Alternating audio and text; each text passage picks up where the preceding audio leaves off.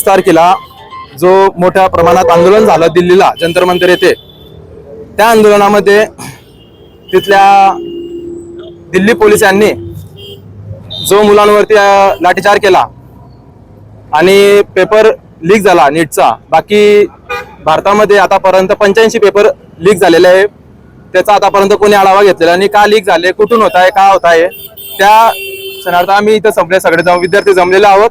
आणि जोपर्यंत धर्मेंद्र प्रधान भारताचे केंद्रीय मंत्री, शिक्षण मंत्री जोपर्यंत राजीनामा देत नाही तोपर्यंत हे आंदोलन आम्ही चालू ठेवणार आहोत. आणि दिल्ली पोलीस ज्यांनी विद्यार्थ्यांना लाठीचार्ज केला आणि मुलींवरती आपण म्हणतो बेटी बचाओ बेटी पढाओचा नारा देतो आणि मुलींवरती लाठीचार्ज करणं हे त्यांना शोभलं नाही. आणि जोपर्यंत त्या पोलिसांना कारवाई होत नाही, पूर्ण सखोल चौकशी होत नाही, तोपर्यंत आम्ही आंदोलन चालू ठेवू.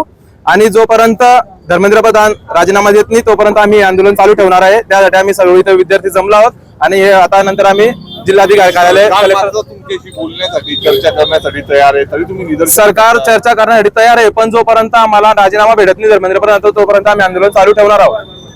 तुमचं नाव? माझं नाव नितीन भीमराव आहिरे. मी MSc विद्यार्थी झालेलो, MSc झालेला विद्यार्थी आहे. मी जळगावला राहतो. मागणी आमची अशी आहे, जे मागील 1 महिन्यापासून जे चालू आहे विद्यार्थ्यांचा मोर्चा, जो CGP चा मोर्चा होता, जो सर्व झेनझी आणि टोटल जे विद्यार्थी आहेत त्यांचा हा प्रेसफुल हा उपोषण आणि मोर्चा होता.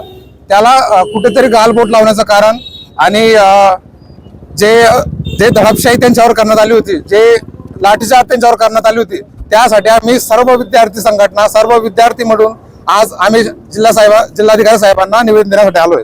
आणि विशेष जर म्हटलं तर आजची जी सरकारची कंडिशन जी तयार करते ती विद्यार्थीला नक्षलवादी बनवण्याचं त्या षडयंत्र बनवत आहे. की जे पीसफुल प्रोटेस्ट चालू होतं त्याला लाठीचार्ज करून विद्यार्थ्यांना कसा भडकवण्यात येईल त्या अनुषंगाने कार्य करत हे विद्यार्थ्यांना भडकवून नक्षलवादी तयार करण्याचा प्रयत्न करत आहे.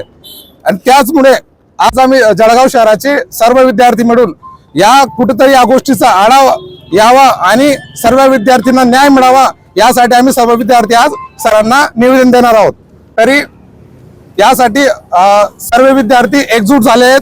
आणि जळगाव शहरातूनही मोठा विरोध होतोय की जे दडपशाही झाली, जी त्यांच्यावर लाठीचार्ज झाला, हा अन्याय, कुठेतरी लोकशाहीला तडा जातोय असं आपल्याला म्हणता येईल.